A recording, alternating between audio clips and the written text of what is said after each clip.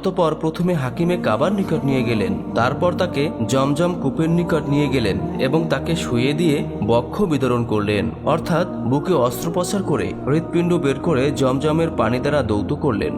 অতঃপর ঈমান ও হিকমত দিয়ে যথাস্থানে তা পুনরায় স্থাপন করলেন।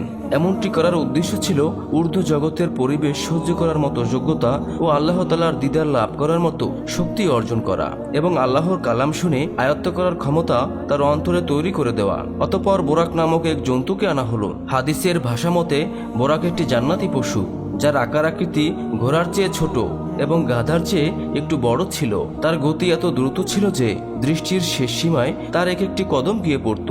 অতঃপর মহানবী সাল্লাল্লাহু আলাইহি ওয়াসাল্লাম বোরাকের উপর সাওয়ার হওয়ার জন্য প্রস্তুত হলেন। তখন বোরাক নড়াচড়া করে কিছুটা অস্বীকৃতি ভাব প্রকাশ করল। তখন জিবরাইল আলাইহিস সালাম বললেন, হে বোরাক, তুমি কি জানো তোমার পিঠে কে সাওয়ার হয়েছেন? আজ পর্যন্ত তার চেয়ে সম্মানিত বান্দা তোমার পিঠে আরোহণ করেনি। ইনি হলেন সাইয়্যিদুল মুরসালিন, খাতামুন নাবিয়িন, হযরত মুহাম্মদ সাল্লাল্লাহু আলাইহি ওয়াসাল্লাম। তখন বোরাক লজ্জাবনিত হয়ে তার শরীর ঘামে ভিজে গেল। অতঃপর নবী সাল্লাল্লাহু আলাইহি ওয়াসাল্লাম বুরাকে আরোহণ করে বাইতুল মুকাদ্দাসের উদ্দেশ্যে রওনা করলেন। এ সময় হযরত জিবরাইল আলাইহিস সালাম তার সাথে ছিলেন। যাবার সময় রাস্তার পাশ দিয়ে তিনি এক বৃদ্ধার কাছ দিয়ে অতিক্রম করতেছিলেন। বৃদ্ধা হযরত মুহাম্মদ সাল্লাল্লাহু আলাইহি ওয়াসাল্লামকে ডাক দিলেন। তখন জিবরাইল আলাইহিস সালাম বললেন, হে নবী, আপনি সামনে চলুন, এর প্রতি আপনি কোনো গুরুক্ষেপ করবেন না। আরো কিছুক্ষণ যাওয়ার পর আরেক বৃদ্ধার সাথে দেখা হলো। সেও মহানবী সাল্লাল্লাহু আলাইহি ওয়াসাল্লামকে আহ্বান করলো। অতঃপর হযরত জিবরাইল আলাইহিস সালাম নবীকে পুনরায় যেতে বললেন। আরো কিছু দূর অগ্রসর হয়ে দেখলেন একদল লোক। তারা নবী করিম সাল্লাল্লাহু আলাইহি ওয়াসাল্লামকে দেখে বললেন, আসসালামু আলাইকুম। তখন হযরত জিবরাইল আলাইহিস সালাম বললেন, আপনি এদের সালামের জবাব দিন। ফলে নবী করিম সাল্লাল্লাহু আলাইহি ওয়াসাল্লাম তাদের সালামের জবাব দিলেন।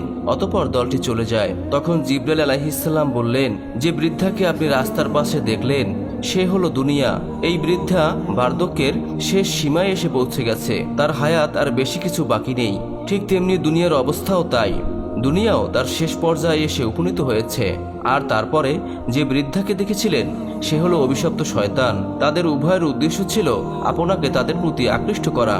আর সর্বশেষ যে দলের সাথে আপনার সাক্ষাৎ হলো এবং আপনাকে সালাম দিল, এরা হলেন হযরত ইব্রাহিম আলাইহিস সালাম, হযরত মুসা আলাইহিস সালাম এবং হযরত ঈসা আলাইহিস সালাম। অতঃপর হযরত মুহাম্মদ সাল্লাল্লাহু আলাইহি ওয়াসাল্লাম পুনরায় পথ চলতে শুরু করলেন। চলতে চলতে তিনি একটি জায়গায় এসে উপনীত হলেন। একদল লোকের পাশ দিয়ে অতিক্রম করলেন, যাদের হাতে বড় বড় তামার নখ ছিল। তা দিয়ে তারা নিজের চেহারা আশ্রে ক্ষত বিক্ষত করছিল। নবী সাল্লাল্লাহু আলাইহি ওয়াসাল্লাম হযরত জিবরাইল আলাইহিস সালামকে বললেন, এরা কারা? হযরত জিবরাইল আলাইহিস সালাম জবাব দিলেন, এরা হলো সেই সব লোক যারা দুনিয়াতে মানুষের গোশত খেত, অর্থাৎ এরা দুনিয়াতে গীবাত করত, পরনিন্দা করত, এরা মানুষের দোষ চর্চা করত, তাই তাদের এই অবস্থা। এরপর রাসূলুল্লাহ সাল্লাল্লাহু আলাইহি ওয়াসাল্লাম আবারও সামনে অগ্রসর হলেন। কিছু দূর যেতে এক ব্যক্তিকে রক্তের নদীতে হাবুডুবু খেতে দেখলেন এবং দেখলেন সে পাথর লোকমা করে খাচ্ছে। রাসূল সাল্লাল্লাহু আলাইহি ওয়াসাল্লাম জিবরাইল আলাইহিস সালামকে বললেন, এই লোকটি কে? হযরত জিবরাইল আলাইহিস সালাম বললেন, এ হলো সেই ব্যক্তি যে দুনিয়াতে সুদ খেত, মানুষ রক্ত পানি করে অর্থ উপার্জন করত, আর তিনি সে অর্থ বক্ষণ করত। অতঃপর নবী করিম সাল্লাল্লাহু আলাইহি ওয়াসাল্লাম আবারও চলতে শুরু করলেন। কিছুক্ষণ পর একদল লোককে তিনি দেখলেন, তাদের মাথা পাথর দিয়ে চূর্ণ বিচূর্ণ করে দেওয়া হচ্ছে, আবার মুহূর্তের মধ্যে তা আগের মতো হয়ে যাচ্ছে, আবার পাথর মেরে চূর্ণ বিচূর্ণ করে দেওয়া হচ্ছে। এভাবে অনবরত চলছে। মহানবী সাল্লাল্লাহু আলাইহি ওয়াসাল্লাম হযরত জিবরাইল আলাইহিস সালামকে জিজ্ঞেস করলেন, এরা কারা? হযরত জিবরাইল আলাইহিস সালাম উত্তর দিলেন, এরা সেই সব লোক যারা ফজরের নামাজ আদায় করতে অলসতা করত। অতঃপর তিনি কিছু দূর এগোতেই তিনি একদল নারী পুরুষের পাশ দিয়ে অতিক্রম করলেন। তিনি দেখলেন তাদের সামনে একটি পাতিলের মধ্যে পাকানো গোশত রয়েছে এবং অপর আরেকটি পাতিলে কাঁচা গোশত রয়েছে, কিন্তু লোকগুলো ভালো পাকানো গোশত বাদ দিয়ে কাঁচা ও পচা গোশত খাচ্ছে। তখন হযরত মুহাম্মদ সাল্লাল্লাহু আলাইহি ওয়াসাল্লাম হযরত জিবরাইল আলাইহিস সালামকে জিজ্ঞেস করলেন, এরা কারা? হযরত জিবরাইল আলাইহিস সালাম জবাব দিলেন, এরা আপনার উম্মতের ওই সকল নারী পুরুষ যারা তাদের ঘরে হালাল স্বামী বা স্ত্রী থাকা সত্ত্বেও অন্যান্য নারী ও পুরুষের সাথে রাত্রি যাপন করত। কিছু দূর এগোতেই নবী সাল্লাল্লাহু আলাইহি ওয়াসাল্লাম দেখলেন যে একটি তন্ত্র রুটি পাকানো চুলা, যার মধ্যে ধাউ ধাউ করে আগুন জ্বলছে। কিছু সংখ্যক উলঙ্গ নারী পুরুষ আগুনের মধ্যে ঘুরপাক খাচ্ছে। সেখান থেকে বিস্তৃত দুর্গন্ধ বের হচ্ছে এবং সাপ বিচ্ছু তাদের লজ্জাস্থান কামড়াচ্ছে। নবী সাল্লাল্লাহু আলাইহি ওয়াসাল্লাম জিজ্ঞেস করলেন, এরা কারা? হযরত জিবরাইল আলাইহিস সালাম বললেন, এরা ব্যভিচারিণী নারী এবং পুরুষ যারা বিয়ে না করেই জিনায় লিপ্ত হতো।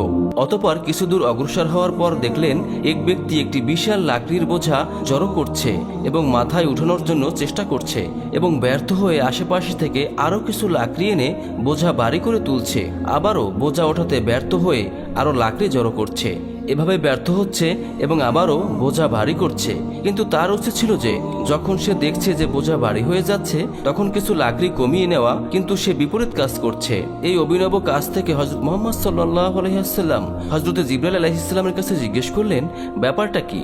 হযরত জিবরাইল আলাইহিস সালাম উত্তর দিলেন, সে আপনার উম্মতের ওই ব্যক্তি যার উপরে মানুষের হক ও পাওনা রয়েছে এবং সে তা আদায় করতে পারছিল না, অথচ সে দিন দিন ঋণের বোঝা আরো বাড়িয়ে তুলছিল। অতঃপর নবী সাল্লাল্লাহু আলাইহি ওয়াসাল্লাম সামনে অগ্রসর হলেন। কিছু দূর যেতেই এক জায়গায় দেখলেন কিছু লোকের জিহ্বা আগুনের কেসি দ্বারা কাটা হচ্ছে। অতঃপর তার সাথে সাথে আবার ঠিক হয়ে আগের মতো হয়ে যাচ্ছে। অতঃপর আবার কাটা হচ্ছে, আবার আগের মতো হয়ে যাচ্ছে। এই অবস্থা চলতেই আছে। রাসূল সাল্লাল্লাহু আলাইহি ওয়াসাল্লাম জিজ্ঞেস করলেন, এরা কারা? হযরত জিবরাইল আলাইহিস সালাম জবাব দিলেন, এরা সেই সমস্ত লোক যারা মানুষকে উপদেশ দিত অথচ নিজেরা সে উপদেশ অনুযায়ী আমল করত না। এভাবে অনেক ঘটনার মধ্য দিয়ে রাসূল সাল্লাল্লাহু আলাইহি ওয়াসাল্লাম বাইতুল মুকাদ্দাসে পৌঁছে গেলেন। সেখানে গিয়ে তিনি বোরাকটি আংটির মধ্যে বেঁধে রাখলেন, যেখানে পরবর্তী নবীগণ সোয়ারি বাঁধতেন। কোনো কোনো বর্ণনাতে হযরত জিবরাইল আলাইহিস সালাম নিজের আঙ্গুলে দিয়ে একটি পাথর ছিদ্র করে দিয়েছিলেন, অতঃপর তাতে বোরাক বেঁধেছিলেন। অতঃপর বাইতুল মুকাদ্দাসে প্রবেশ করে মহানবী সাল্লাল্লাহু আলাইহি ওয়াসাল্লাম 2 রাকাত তাহিয়াতুল নামাজ আদায় করলেন। এদিকে মহানবী সাল্লাল্লাহু আলাইহি ওয়াসাল্লামের আগমনের ফলে আল্লাহ তাআলা তাকে অভ্যর্থনা জানানোর জন্য সমস্ত আয়োজন সেখানে করে রেখেছিলেন। সমস্ত নবীগণ এবং অনেক ফেরেশতাগণ আগমন করেছিলেন। এরপর হযরত জিবরাইল আলাইহিস সালাম আজান দিলেন এবং ইমামতির জন্য হযরত মুহাম্মদ সাল্লাল্লাহু আলাইহি ওয়াসাল্লামকে সামনে বাড়িয়ে দিলেন। ফলে তিনি সমস্ত নবীগণের ইমাম হয়ে 2 রাকাত নামাজ পড়ালেন। নামাজ শেষে তিনি বিশেষ বিশেষ নবী রাসূলগণের সাথে সাক্ষাৎ করলেন। তারা সকলেই তাকে অভ্যর্থনা জানান এবং তার প্রশংসা করেন। এরপর তিনি যখন মসজিদ থেকে বের হয়ে আসেন তখন তার সামনে 3টি পেয়ালা পেশ করা হয়। একটি ছিল পানির পেয়ালা, আরেকটা ছিল দুধের পেয়ালা এবং অন্যটি শরাবের। নবী করিম সাল্লাল্লাহু আলাইহি ওয়াসাল্লাম দুধের পেয়ালা গ্রহণ করলেন। তখন জিবরাইল আলাইহিস সালাম বললেন, ইয়া রাসূলুল্লাহ, আপনি ফিতরাকে গ্রহণ করেছেন। যদি আপনি শরাব গ্রহণ করতেন তাহলে আপনার উম্মত গোমরাহ হয়ে যেত, আর যদি আপনি পানি গ্রহণ করতেন তাহলে আপনার উম্মত ডুবে মরত। অতঃপর জান্নাত থেকে বাইতুল মুকাদ্দাস পর্যন্ত একটি সিঁড়ি স্থাপন করা হয়। তখন রাসূল সাল্লাল্লাহু আলাইহি ওয়াসাল্লাম যাত্রা শুরু করলেন। ঊর্ধ্ব আকাশপানে মহান প্রভুর সান্নিধ্য লাভের উদ্দেশ্যে সাথে ছিলেন হযরত জিবরাইল আলাইহিস সালাম সহ আরো অনেক ফেরেশতা। চলতে চলতে এক পর্যায়ে রাসূল সাল্লাল্লাহু আলাইহি ওয়াসাল্লাম প্রথম আসমানে পৌঁছালেন। হযরত জিবরাইল আলাইহিস সালাম দরজায় নক করলেন। ভেতর থেকে দারোয়ান জিজ্ঞেস করলেন, কে? জিবরাইল আলাইহিস সালাম উত্তর দিলেন, আমি জিবরাইল। ভেতর থেকে প্রশ্ন করা হলো, আপনার সাথে কে? হযরত জিবরাইল আলাইহিস সালাম উত্তর দিলেন, রাহমাতাল লিল আলামিন হযরত মুহাম্মদ সাল্লাল্লাহু আলাইহি ওয়াসাল্লাম। আবারও প্রশ্ন করা হলো, তাকে আনতে পাঠানো হয়েছে কি? জিবরাইল আলাইহিস সালাম বললেন, হ্যাঁ। অতঃপর প্রথম আসমানের দরজা খুলে দিলেন। নবী করিম সাল্লাল্লাহু আলাইহি ওয়াসাল্লাম প্রথম আসমানে উঠলেন। উঠেই দেখলেন একজন বৃদ্ধা লোক বসে আছেন। জিবরাইল আলাইহিস সালাম বললেন, হে নবী, আপনি তাকে সালাম করুন, ইনি আপনার পিতা হযরত আদম আলাইহিস সালাম। ফলে মহানবী সাল্লাল্লাহু আলাইহি ওয়াসাল্লাম তাকে সালাম দিলেন। তিনি সালামের উত্তর দিলেন, মারহাবা বলে অভিনন্দন জানালেন এবং কিছু উপদেশ দিলেন। অতঃপর সেখানে মহানবী সাল্লাল্লাহু আলাইহি ওয়াসাল্লাম দেখলেন যে হযরত আদম আলাইহিস সালামের ডান পাশে কিছু মানব আকৃতি এবং বাম পাশে কিছু মানব আকৃতি রয়েছে। যখন ডান দিকে তাকান তখন তিনি আনন্দিত হন, আর যখন বাম দিকে তাকান তখন তিনি কান্নায় ভেঙে পড়েন। রাসূল সাল্লাল্লাহু আলাইহি ওয়াসাল্লাম জিজ্ঞেস করলেন, ভাই জিবরাইল, কারণটা কি? উত্তরে হযরত জিবরাইল আলাইহিস সালাম বললেন, ইয়া রাসূলুল্লাহ, তার ডান পাশে যে আকৃতির মানুষগুলোকে দেখছিলেন এরা হলো আসহাবুল ইয়ামিন, এরা জান্নাতবাসী হবে। আর বাম পাশে যে মানব আকৃতিগুলো দেখছেন এরা হলো আসহাবুল সিমাল, অর্থাৎ এরা হলো জাহান্নামী। তাই যখন তিনি ডান দিকে তাকান তখন তার জান্নাতবাসী সন্তানদেরকে দেখে তার খুশিতে মনটা ভরে ওঠে, আর যখন বাম দিকে তাকান তখন তার জাহান্নামী সন্তানদেরকে দেখে তিনি বেদনায় ভারাক্রান্ত হয়ে পড়েন। যাই হোক, হযরত আদম আলাইহিস সালামের নসিহত শেষে তিনি একইভাবে দ্বিতীয় আসমানে গিয়ে ওঠেন এবং আগের মতো প্রশ্ন উত্তরের পর দারোয়ান গেট খুলে দিল এবং তিনি ভেতরে প্রবেশ করলেন। এখানে তার সাথে সাক্ষাৎ হয় হযরত ঈসা আলাইহিস সালাম এবং ইয়াহইয়া আলাইহিস সালামের সাথে। এরপর চলে যান তৃতীয় আসমানে, সেখানে সাক্ষাৎ হয় হযরত ইউসুফ আলাইহিস সালামের সাথে। এরপর চলে যান চতুর্থ আসমানে, যেখানে দেখা হয় হযরত ইদ্রিস আলাইহিস সালামের সাথে। অতঃপর পঞ্চম আসমানে দেখা হয় হযরত হারুন আলাইহিস সালামের সাথে। ষষ্ঠ আসমানে হযরত মূসা আলাইহিস সালামের সাথে সাক্ষাৎ হয়। অতঃপর সর্বশেষ সপ্তম আসমানে হযরত ইব্রাহিম আলাইহিস সালামের সাথে সাক্ষাৎ হয়। সেখানে গিয়ে তিনি দেখলেন একজন বৃদ্ধা বাইতুল মামুরে হেলান দিয়ে বসে আছেন। বাইতুল মামুর হলো দুনিয়ার বাইতুল্লাহর সোজা উপরে সপ্তম আকাশ, ফেরেশতাদের কিবলা। প্রতিদিন ৭০,০০০ ফেরেশতা এর তাওয়াফ করেন এবং যারা একবার তাওয়াফ করার সুযোগ পান কিয়ামত পর্যন্ত তারা আর তাওয়াফ করার সুযোগ পাবেন না। এখানেও হযরত জিবরাইল আলাইহিস সালাম হযরত মুহাম্মদ সাল্লাল্লাহু আলাইহি ওয়াসাল্লামকে হযরত ইব্রাহিম আলাইহিস সালামের সাথে পরিচয় করিয়ে দিলেন। তারা কিছুক্ষণ আলাপ করলেন, এরপর বিদায় নিয়ে আরো উপরে উঠতে শুরু করলেন। অতঃপর সিদরাতুল মুনতাহায় গিয়ে পৌঁছালেন। সেখানে তিনি জান্নাতের সকল স্তর ঘুরে ঘুরে দেখলেন এবং তার জন্য বরাদ্দকৃত ঘরটি দেখে সেখানে প্রবেশ করতে চাইলে তাকে বলা হলো, এখনো আপনার দুনিয়াতে জীবন বাকি রয়েছে। অতঃপর সিদরাতুল মুনতাহা ভ্রমণ শেষে হযরত জিবরাইল আলাইহিস সালাম বললেন, ইয়া রাসূলুল্লাহ, আপনি এবার একা যান। রাসূল সাল্লাল্লাহু আলাইহি ওয়াসাল্লাম বললেন, কেন, আপনি কি সাথে যাবেন না? এবার হযরত জিবরাইল আলাইহিস সালাম বললেন, ইয়া রাসূলুল্লাহ, যদি আমি আর এক চুল পরিমাণ উপরে যাই তাহলে আমার পাখা পুড়ে ছাই হয়ে যাবে। অতঃপর রাসূল সাল্লাল্লাহু আলাইহি ওয়াসাল্লাম একাই চললেন। নিস্তব্ধ নীরব এলাকা, কোনো সারা শব্দ নেই, সঙ্গীহীন যাত্রী এক অদৃশ্য ইশারায় সম্মুখপানে এগিয়ে চলেছেন। এমন সময় হঠাৎ করে তার সামনে এক মনমুগ্ধকর সবুজ রঙের সিংহাসন এসে উপস্থিত হলো, যাকে কোরআনের ভাষায় রফরফ বলা হয়। অতঃপর রাসূল সাল্লাল্লাহু আলাইহি ওয়াসাল্লাম এই রফরফে উঠে বসলেন। অতঃপর তা নবী করিম সাল্লাল্লাহু আলাইহি ওয়াসাল্লামকে নিয়ে উপরের দিকে চলল। এ সফরে তিনি আল্লাহর অনেক নিদর্শন দেখলেন, বিশাল বিশাল এলাকা অতিক্রম করলেন এবং বিরাট বিরাট ফেরেশতাদেরকে বিভিন্ন কাজে নিয়োজিত দেখলেন। এক পর্যায়ে তিনি এক জায়গায় গিয়ে দেখলেন দীর্ঘ আকৃতির বয়াল বিশিষ্ট এক ফেরেশতা চেয়ারে বসে আছেন। তার হাতে রয়েছে একটি নূরের ফলক আর পাশে একটি বিরাট গাছ, যাকে বলা হয় সাজারাতুল ইয়াকিন। এর প্রতিটি পাতায় দুনিয়াবাসীদের এক একজনের নাম লেখা রয়েছে। তিনি খুব মনোযোগ দিয়ে তার হাতের ফলকটি দেখেছিল আর একটু পরপর গাছের পাতার দিকেও তাকাচ্ছিলেন। তিনি এই কাজে এত মশগুল, রাসূল সাল্লাল্লাহু আলাইহি ওয়াসাল্লাম তাকে সালাম দিলেন। তিনি তার দিকে না তাকিয়েই কেবল মাথাটা নাড়িয়ে তার সালামের জবাব দিলেন। একটু পরেই কি যেন ভেবে মাথাটা উঠালেন। তার চেহারা দেখে নবী করিম সাল্লাল্লাহু আলাইহি ওয়াসাল্লাম কিছুটা ভীতু হয়ে পড়লেন। আসলে ইনি হলেন হযরত আজরাইল আলাইহিস সালাম। হযরত আজরাইল আলাইহিস সালাম নবী করিম সাল্লাল্লাহু আলাইহি ওয়াসাল্লামকে অভিনন্দন জানালেন এবং বললেন, আপনার মেরাজ শুভ হোক। এ সফর আপনার ও আপনার উম্মতের জন্য কল্যাণকর হোক। আজরাইল আলাইহিস সালামের এমন সুন্দর আচরণ দেখে রাসূল সাল্লাল্লাহু আলাইহি ওয়াসাল্লামের ভয় কেটে গেল। তাই তিনি জিজ্ঞেস করলেন, আপনি একা গোটা পৃথিবীর জীবের রূহ কিভাবে কবজ করেন? হযরত আজরাইল আলাইহিস সালাম বললেন, ইয়া রাসূলুল্লাহ, আমার হাতের যে ফলকটি দেখছেন এতে সমস্ত মানুষের নাম ঠিকানা লিখিত আছে। ঠিক তেমনিভাবে এই গাছের প্রতিটি পাতায় পাতায় অনুরূপ নাম ঠিকানা লেখা রয়েছে। যখন কারোর মৃত্যুর সময় হয় তখন তার নামের পাতাটি ধীরে ধীরে হলুদ হতে থাকে। এক সময় পাতাটি ঝরে পড়লে তখন আমি তার এই ফলকটি দেখে নামটি মুছে ফেলি এবং তার রূহ কবজ করি।